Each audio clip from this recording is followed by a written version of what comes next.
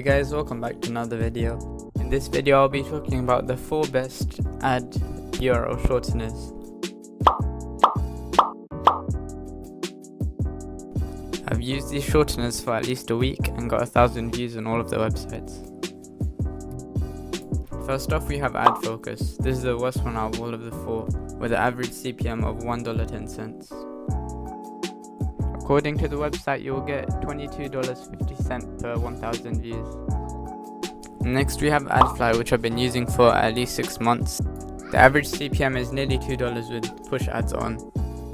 In second place, we have Flylink with a CPM of $6.14. However, the website claims to give you $18 per 1,000 views, which is 3 times the amount I got.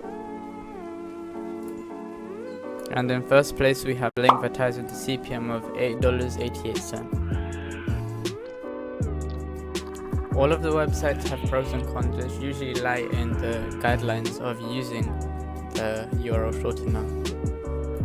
This means that for each service, the CPM will be different, as well as the countries which click the ads.